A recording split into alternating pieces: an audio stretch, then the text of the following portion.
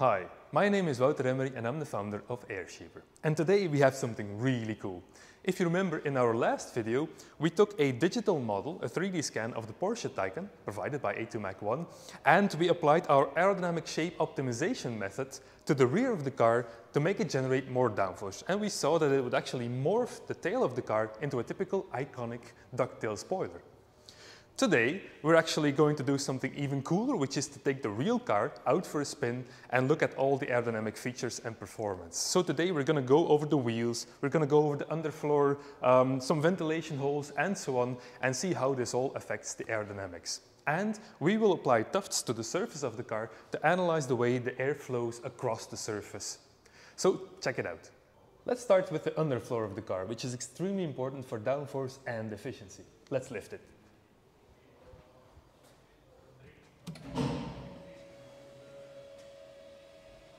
Let's start at the front of the car. This is the front splitter of the car, and this is the area where the air jumps underneath the car and accelerates as it gets into the channel which is formed by the bottom of the car and the ground itself. As the air accelerates, it will lower the pressure, which in turn creates a suction effect, creating downforce on the car, pulling the car down, which is good for handling. Now this is an electric car, and electric cars, they have flat underfloors because they have a nice flat battery pack and very few exposed external components, which means the air can really speed up nicely without any blockages, and it speeds up all the way to the end of the car where it connects to the diffuser, which is this upward angle at the rear of the car, which helps to accelerate the air underneath the car and helps to connect this accelerating air to the wake behind the car, reducing drag, increasing downforce, and so on. Another major source of aerodynamic drag on cars are the wheels. Now these are big elements that are not shielded and they act like a mixer, creating lots of turbulent flow, drag on the wheel itself, but also turbulent flow that is fed back to the rear of the car, which will generate drag there as well. So what Porsche has done is to fit the car with air curtains. Now air curtains are channels in the front bumper which have an opening at the front, over here, which will accept the high pressure air at the front of the car.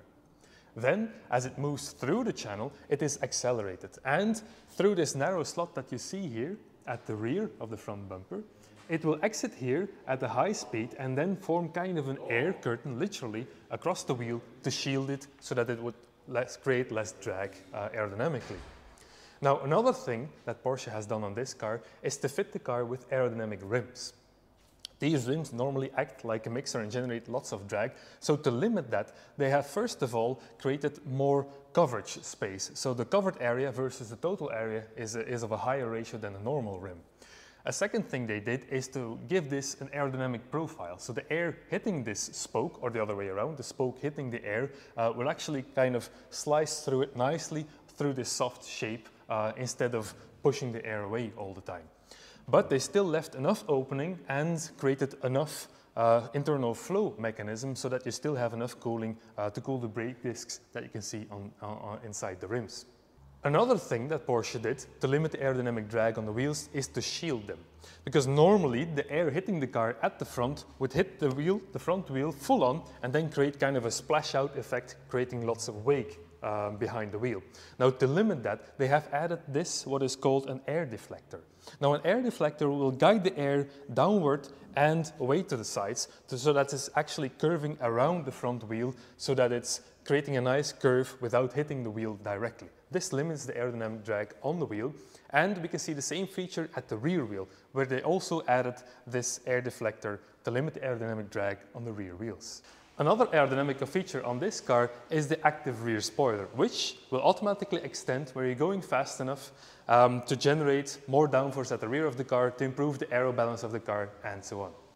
Another source of aerodynamic drag on cars, whether it's electric cars or internal combustion engine cars, is the cooling. Now, as you need cooling, the air is forced through the car, going through these openings, through the radiators that are located behind them. Now, this represents an energy loss as you have to push the air through these radiators. So if you don't need full cooling power, it's actually a good thing to close these flaps, which I have seen happening just before this moment. So now you can see that these are being closed, which means the air will not go through the coolers, but around the car. And this again will limit aerodynamic drag.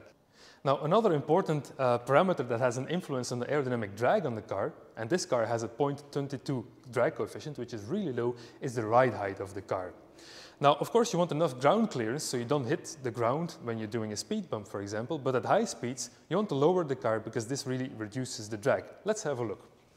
So as you can see, this car can actually lower the ride height as it is moving across the road, and this will have a tremendous impact on the aerodynamic drag coefficient and also the performance of the car, because the lower the car is, the narrower the gap between the car and the ground, and the more Bernoulli and diffuser effect you will have on the car.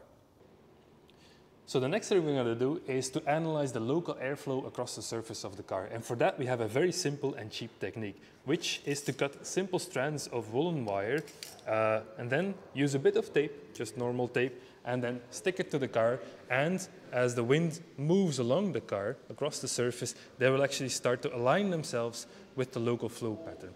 And if they start wiggling a lot, this will indicate that the flow is quite turbulent or detached, and then this will help us to analyze what's happening upstream of that local tuft. Okay, so this is the end result. We equipped the car with a number of tufts to see what happens in a number of interesting areas. For example, the headlights, whether the air will jump into this cavity and create a local bit of separation or not. Here we will see what the effect of the wheels is. These will probably not move too much, but these ones will be in the wake, and we want to see just how high the wake extends.